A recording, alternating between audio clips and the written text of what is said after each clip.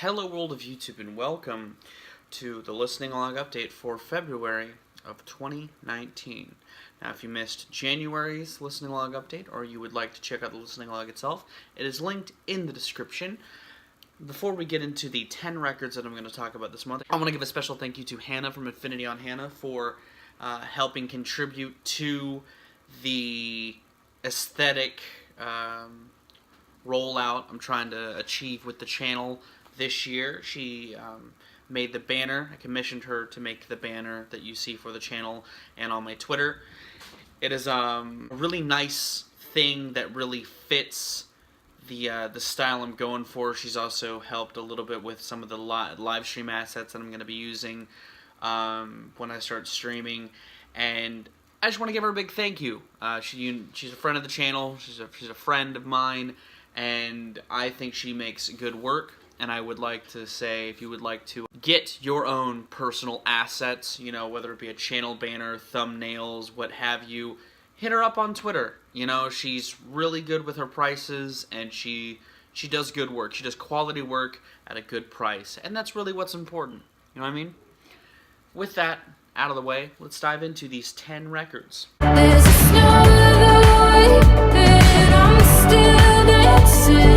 started the month with a record that I was kind of looking forward to, only because one of the songs on here is played at work. It's a song that I've gravitated towards out of the kind of sterile pop tunes we tend to play at work. This is the one that I've gravitated towards a lot. That was new to me, or at least one of the runs off of this record, On and Off. And I was kind of intrigued to hear how she would sound on a full-fledged record, and ultimately, I'm a little underwhelmed. One of the things I like about On and Off is its kind of throwback piano with its really tight bass, and even though that song itself sounds a little generic and sterile at points, its kind of weird guitar line that pops up near the bridge of the song makes no sense in the context of the rest of the instrumental.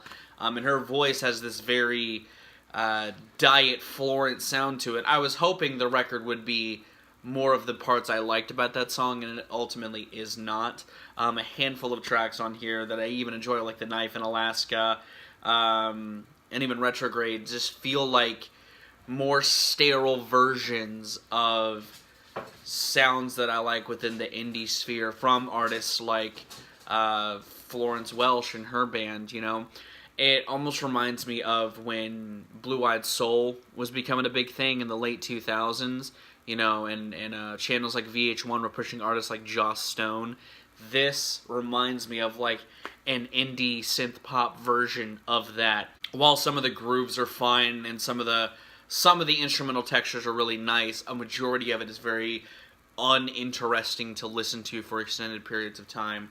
I walked away liking more of this than I even thought I would. After about halfway through the record, you know, it starts to get really just like, okay, so this is it. But I was still hoping to like it more than I ended up liking it. I give this like a 4 out of 10. It's fine. It's passable, tepid pop music, but it's not anything special in that regard. And that's ultimately why I'm a little disappointed by it.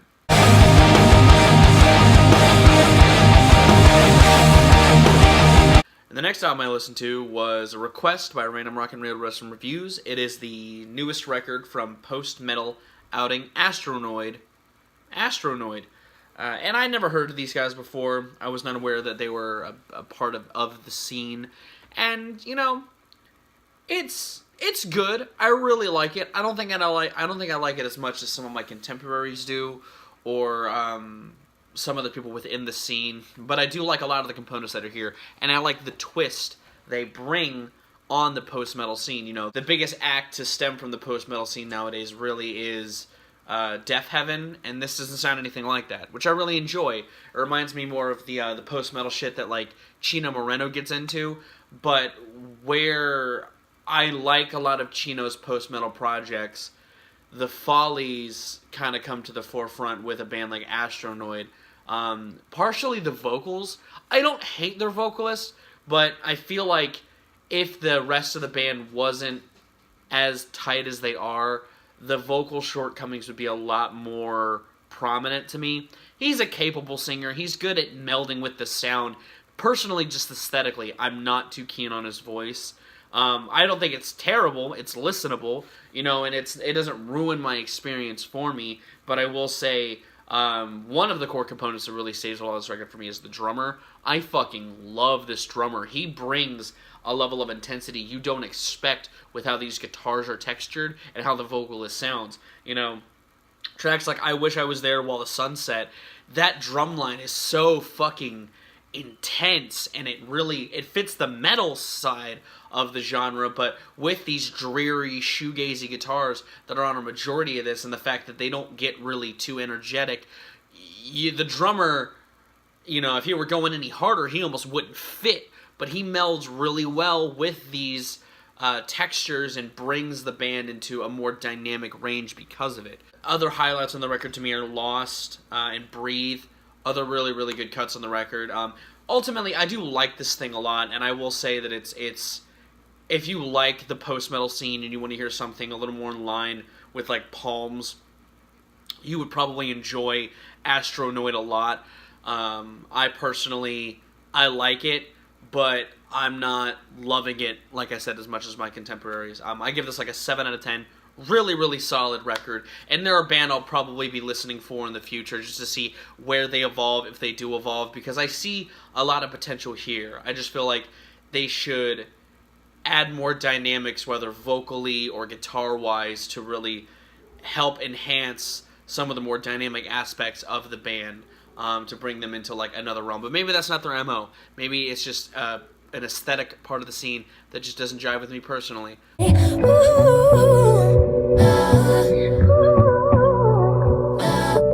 Personally, I was a little excited for this record. I liked the main titular single that dropped from this record. Since it dropped, I love the tone of it. I love how it's very different from Sweetener, which is shocking given that Sweetener had just come out around the time this song dropped. And I was excited to hear a hopefully more honest Ariana record. While I praise Sweetener for its tone and its production, as I continue to listen to it even post-review, I do feel like the sweet sentiments felt disingenuous. It almost felt like Ariana was trying to convince herself of these optimistic feelings outside of a few instances. But on Thank You Next, it's a great melding of that with a huge sense of sincerity behind its lyrics, and that's one of the things I really like about this thing. I think this has some of the best Ariana performances of her career thus far, in like Imagine and Fake Smile. I do like, personally, I like a lot of the singles from this thing. I like Seven Rings. I think that it's a moment that's reminiscent of Sweetener, but in a different way. It uses this kind of optimistic lavishness, this kind of braggadocious nature to be a sort of treat yourself moment. Obviously, I really like Thank You Next. I think it's a good spin on a bad experience. While I do like Break Up With Your Girlfriend as well, I think that it would fit better in the track listing like before Seven Rings. I think Thank You Next would have been a really strong closer for the record and give it the sense of finality. Break Up With Your Girlfriend just feels like a really weird spot to end the record on, both tonally and almost thematically with the record. I feel like if you did that with Seven Rings, and then which leads perfectly into Thank You Next, it would give this album like this really firm, strong place of individuality to end the record on. I don't know, I really like this thing. I like a lot of the atmosphere on a lot of it. I like that it uses the more atmospheric shift to present a more honest experience, a more intimate experience as well. This album feels a lot more intimate than Sweetener did. I don't like all of the songs. I think Needy's okay. There's a lot of moments that are passable, but the album does not retain a level of consistency that was sort of seen on Sweetener, which I feel like consistency was a problem I had with Sweetener, but when comparing the two, the highs on this are higher than Sweetener, but there are still more consistencies on Sweetener than on this. And that could be because of the quicker turnaround and the fact that it's a little more of a humanistic record. Tracks like Needy and Ghostin' are kind of some of the weaker points of the record, and even though some of her best moments of her career personally I feel like are on here, and I do praise the more honest tone that meshes the very intimate atmosphere she's aiming for. I just wish she were more consistent with, I don't know, the song quality, personally. But yeah, it's a much better pop record than it could have turned out to be, given this was kind of a quick turnaround sort of experience. I like it a little more than Sweetener, only if because the pluses I have give it a slight edge above it. I'm giving it the same rating. I'm giving this a 7 as well, only because while I know that some people like it a lot more than Sweetener, I think that its inconsistencies, as far as the quality of songs, do not match the consistency that was on Sweetener. And that could help because Sweetener was a much more cleaner type of pop record, if that makes any sense. And Sweetener, and this record's a little more intimate and personal, which leads to more missteps constructively. Oh, I don't believe you've been introduced. I'm back to a nice ovation. Man, this thing is mad average. I love Ghostface, one of the best members of Wu-Tang, one of the most consistent members of Wu-Tang as a solo artist, and I was kind of looking forward to this because I know Czarface has been getting a lot of buzz in the scene for really capturing that aesthetic that artists like Ghostface and MF Doom are aiming for, and he's got that very comic book style of presentation. But man, this is just very tepid. It almost reminds me of Elzai's last project, which I know was a couple years back, but it's got that same kind of generic boom bap with dudes just trading average bars. So there's some good call-outs here and there. You know, I know there's an MCU reference in the track listing, and there's some really nice wordplay from Ghostface and Czarface, but it also just doesn't feel within character of Ghostface. You know what I mean? They reference Tony Stark and Iron Man in the beginning with the Macho Man skit, which I really fucking enjoyed. But you don't play the character up. You know, that was a big thing when Doom and Ghostface came together. You know, they called it Doom Starks. You know, because Iron Man is a big part of I almost said Tony Stark, of Ghostface other persona on the mic. You would think they would ham that up. And personally, as just a huge fan of Ghostface and Wu-Tang, that is a criminally underused aspect of his character, as it were, that could have played perfectly into this record. But as it stands, it's good. You know, it's fine. They trade bars back and forth. There's very few moments that wow me, but it's not terrible. It's passable. It gets like a 6 out of 10 from me. You know, while there are lines here and there, the entire project as a whole didn't leave immediate impacts to me personally. It was just, wow, that was solid. That was really solid. That was okay. That wasn't bad. But yeah, I wanted to love this thing more than I did, but I didn't walk away. I don't think it's as memorable as it could have been given who was on deck here.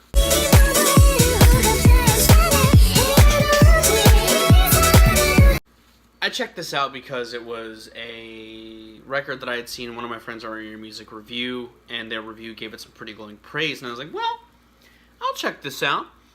I like me some J-pop. I'm not opposed to the J-pop. And Starry Sky Romantic by Mika Zuki BIGWAVE is pretty fucking primo. You know, what I like about this is it does have the future funk thing that you would see kind of in a lot of modern J-pop and stuff like that. It's got that kind of DDR twist on the kind of J-pop style. You know, some of the sample work is very reminiscent of an aesthetic in J-pop that I really enjoy. It almost reminds me of the late 90s with, like, early 2000s with, like, the GameCube era of sound design. Some of the sample work in, like, I Want to Be With You and Bless You have that, while also infusing it with modern idiosyncrasies like trap rattling hi-hats, which you would think wouldn't fit, because people sometimes just throw that shit on things and it doesn't work out. But dude, Be Myself and Sea Princess are fucking tight, because they build up to that. Sea Princess has this very chill atmosphere that then builds to this kind of rhythm that kind of is good to just kind of rock to. Same with Be Myself to a lesser degree. Be Myself has this really tight rhythm from start, but it builds to this kind of rattling hi-hat section that just fits into the groove and just rides it perfectly. You know, this is a lot of fun. I had a lot of fucking fun with this record. There was a lot of moments that stood out to me as, holy shit, that's awesome. And the overall atmosphere encompasses an aesthetic that I really enjoy personally. And I think it's one of the more fun, upbeat releases I've heard this year thus far. Each revisit of this thing has just brought me nothing but delight personally. And this might change, but my rating for it's pretty solid right now. I'm sitting with it at a 7. The more I re-listen to this thing, it might go up. I would rarely not see it going down because it's pretty fucking tight. If you like upbeat, vibrant, boisterous electronic music with a myriad of textures and some modern infusions of retro-styled samples, you would enjoy this thing. It's really cool, really Japanese, and very anime in like the best way possible. I fucking like this thing a lot. Back more times than I can count on my hand. And my friends say I'm stupid, well I got it. If you missed it, I did a live stream of this album, a listening party of this, and they say it gets listenable after track 83, 84, and it does. It becomes a lot more listenable after track 84. Like, most of the good tracks on this record are in track 84. But that does not discredit some of the shit that happens beforehand.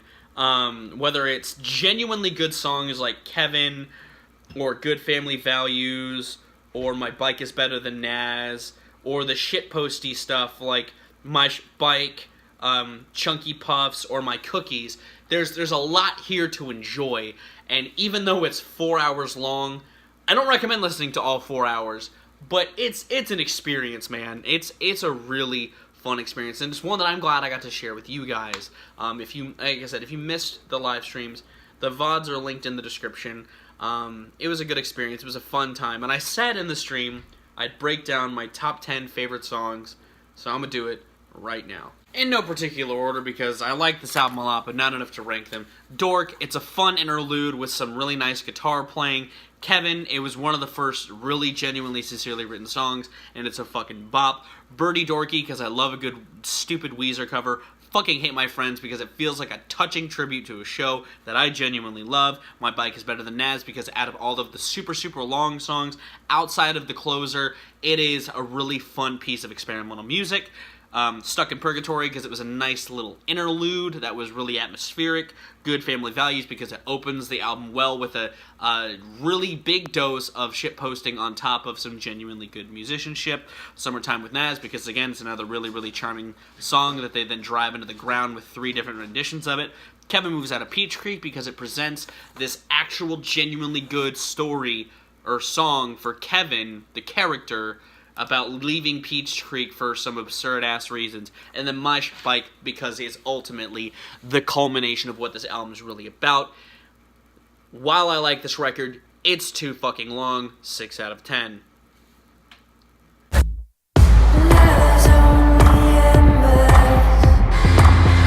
I was kind of surprised with this record. It was really, really good. You know, I like Health. I got into them through their last record that dropped back in 2015.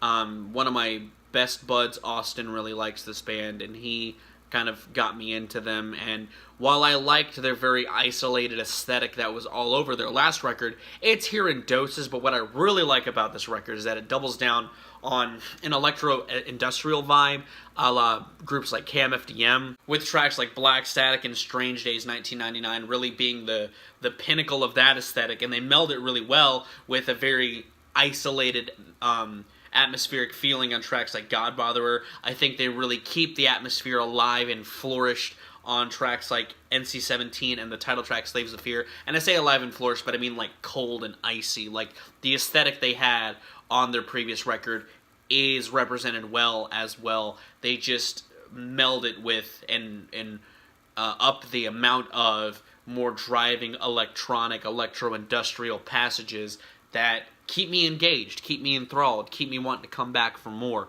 I love the aesthetic of this band, and I love the sound that they're going for. Their vocalist, I I feel like I liked them more on the previous record than I do here. They fit, like on the title track, they really fit that song especially. There's a hook there that's really catchy, and the melodies that are there instrumentally also help his voice, but I feel like the performances here don't suit some of the instrumentals in a way that almost reminds me of Astronoid.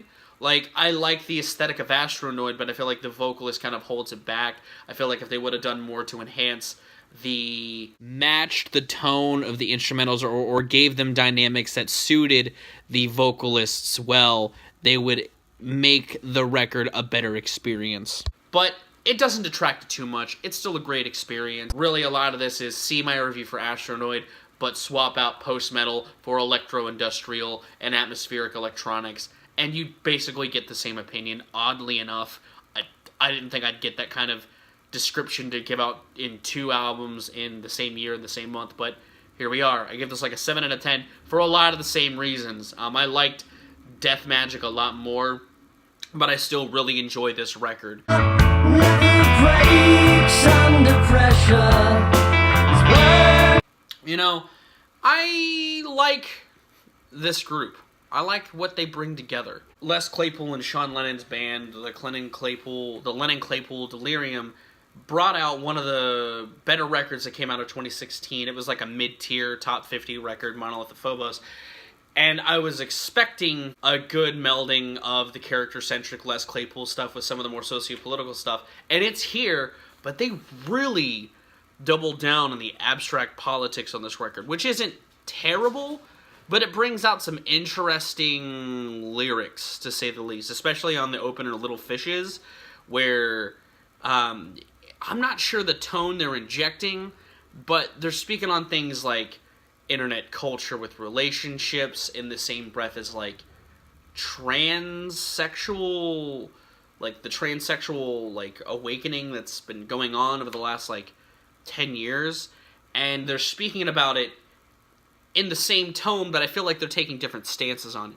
It's weird. The muddied politics aside, I like a lot of the sounds in this record, and when they do the more character-centric stuff, like on Cricket Chronicles and Blood and Rockets, it makes for a really charming experience that melds the neo-psychedelic pop tendencies that the Beatles were doing with the kind of funk tendencies that Les Claypool is known for, the weird funk tendencies that Les Claypool is known for, you know, and that's not to say they don't do the political stuff well, but most of it sounds like it's coming from a weird stance.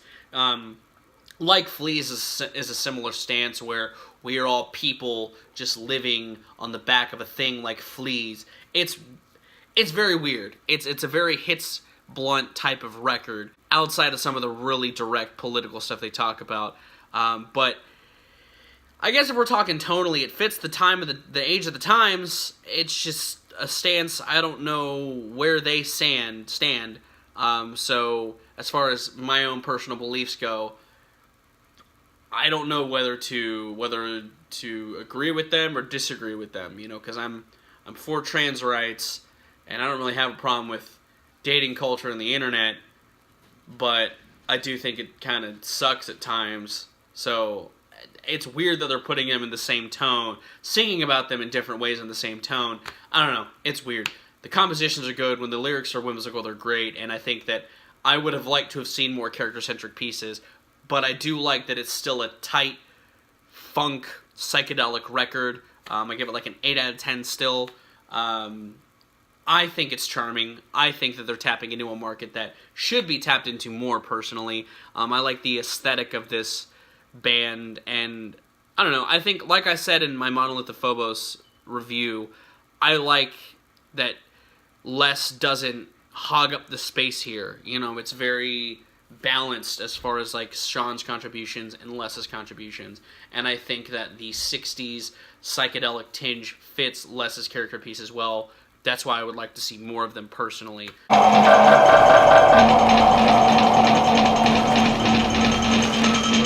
Outside of their Twin Peaks shit, this is my introduction to Shoo Shoo, and I like this a lot. I like the atmosphere, and it kind of fits the Twin Peaks shit that they were doing. Shit like Girl with a Basket of Fruit Pumpkin Attack on Mommy and Daddy feel very unnerving and very energetic and very adrenaline pumping because of its anxious nature, while I like the very subdued yet still consistent with the tone tracks like Amarji Vemu and Scissors. I think that they carved themselves out a really cool niche in this electro-industrial, abstract, experimental realm. Hell, if they actually decide to make a new Clock Tower or like a remake of the first game, Scissors would fit perfectly with that atmosphere of that game's aesthetic. It's aptly titled, is what I'm saying. I'm excited to hear the rest of their catalog because I really like this thing, and I like that it's very unabashedly unappealing. You know, it's very unnerving, like I said, in a lot of senses, and its backbeat and instrumentals are very well crafted. I like the kind of tribal drums that sneak in every now and then. I like the very dense textures they hit you with at certain points of the record, and I like their vocalist. Their vocalist is like a mix of like Tom Waits and David Bowie in the best way possible. There's a lot of really weird character vignettes that remind me of Tom Waits' early material with the kind of crooner-esque style that David Bowie hit on his very abstract releases. Fucking cool shit, man. I really also like how a lot of the industrial textures, when they're there, are reminiscent of a lot of the albums that I've loved in recent years, like Blank Mass and Author and Punisher to a smaller degree. It's not as dense consistently or as hypnotic as some of those releases got, but that almost lends itself, again, to that pocket that they're carving for themselves in this scene in a fresh-feeling way. It was a really awesome experience listening to Girl with a Basket of Fruit.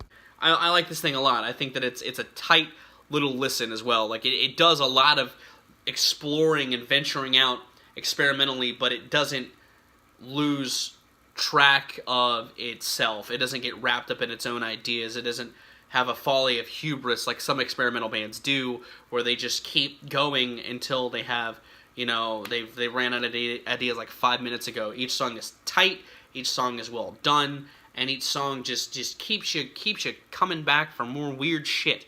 I give this thing like a 9 out of 10. A really interesting record, to say the least, to stem from a band that evidently has been around in the background for a long-ass fucking time.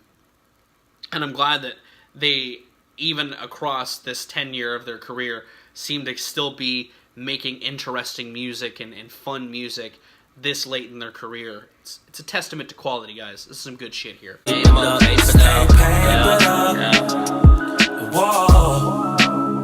I checked this out of morbid curiosity. I didn't think I'd love it, because I'm not too big on Currency and Wiz Khalifa, but I've been listening to them for a long time. You know, I got into Currency back in college and Wiz Khalifa at around the same time. I was never too big on either. You know, while I don't care about the subject matter politically, I also don't think too many weed rappers make compelling music. At least not consistency. I've always loved Kid Cudi's early projects. I'm a sucker for some Cypress Hill if I want to get goofy. And there are other outliers in the weed genre like Flatbush Zombies that make consistently compelling music, but my issues with Wiz Khalifa and Currency stem from Wiz Khalifa's inability to really string rhymes together. He just kind of speaks in a cadence that is hip-hop infused. And while I like Currency's instrumentals that he backs himself with, because he usually backs himself with some lush shit, he's got one of the more interesting voices in hip-hop that I never saw myself revisiting a whole lot. I think they craft a good atmosphere, and I feel like while a lot of the atmosphere on here reminds me of 2009, they could have done a little more to enhance that. Maybe outsource to Clams Casino a little bit, you know, work with producers that were big in 2009 in this scene, and really craft a project that harkens back to whether it be their earlier material or just create an experience all-encompassing to its title. You know, 2009 was a big year for both of these guys, and I feel like they did that to a degree.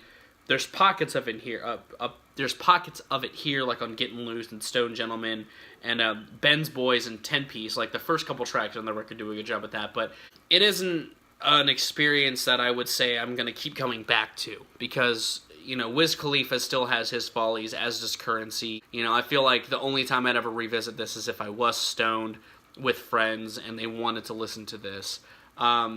It's fine. I give it like a 5 out of 10.